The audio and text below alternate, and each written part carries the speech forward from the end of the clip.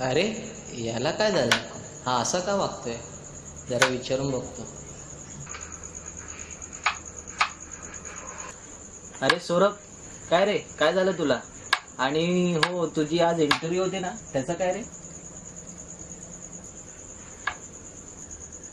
अरे काय नाही यार, नेहमीच तेच. We will call you later. काय यार सौरभ, नको रे इतका विचार करूस. होईल ना यार, कधी ना कधी. अरे काय कधी, तेच चाललंय आयुष्यात. अरे थांब, एकदम मार, डोकं हलकं होईल. हेच तर चाललंय यार. इंटरव्ह्यू द्यायचं, कंपनी रिजेक्ट करते. इथे यायचं, परत दुसऱ्या दिवशी तेच. परत परत यार, खूपच कंटाळा आलाय या आयुष्याचं. नाही रे, खूप वाईट वाटतं.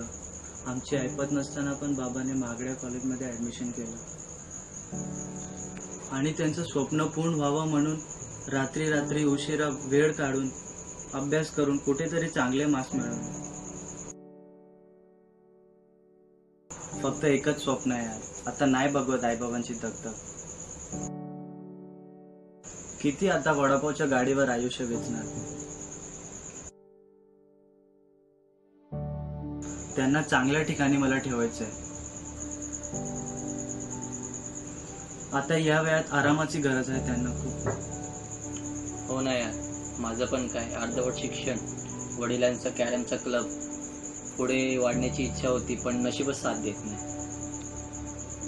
कसं ना यार यतीश, जीवन चांगल्या बनवण्यासाठी आधी 15 वर्ष शिक्षणात ओतले, मग स्वतःला सिद्ध करण्यासाठी आता जीवाची घासाघास.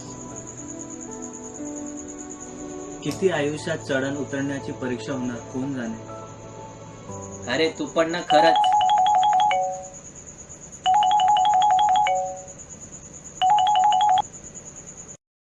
हॅलो, हा यतेश, कुठे आहेस? अरे प्रितेश भाऊ, कुठे असणार आपण? रोजच्या ठिकाणी, कॅरम क्लबला. हा, मी आता ऑफिसमधून असं सुटलोय, फ्री झालोय, मग मी येतो डायरेक्ट ओके तिकडेच. चालेल, ये मग ठीक तू. आहे. कोण होता रे? अरे तो आपलाच मित्र प्रितेश. हो यार, त्याचं सही आहे. प्रितेश सूर्यवंशी, मोठ्या बापाचा एकुलता एक मुलगा. त्याची लाईफ किती मस्त सेट आहे ना. वडिलांचा बिझनेस, वडिलांचे पैसे, गाड्या, एकदम रॉयल लाईफ आहे चालेल. अरे हो यार, त्याची आयटम पण लय भारी दिसते यार. काय पण म्हणा, एकदम तुमची लाईफ जगतो तो.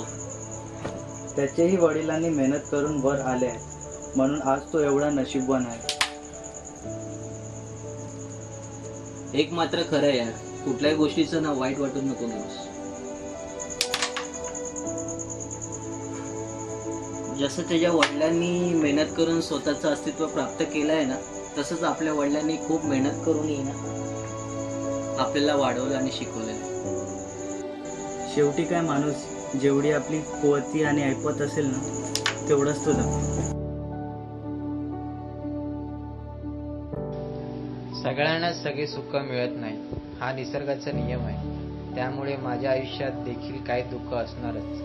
ती दुःख कोणती असावीत हे देखील ठरवण्याचा माझा अधिकार नाही. त्यामुळे माझ्या दुःखाचे भांडवल न करता मी त्या दुःखाचे निराकरण करण्यासाठी सकारात्मक प्रयत्न करत राहीन.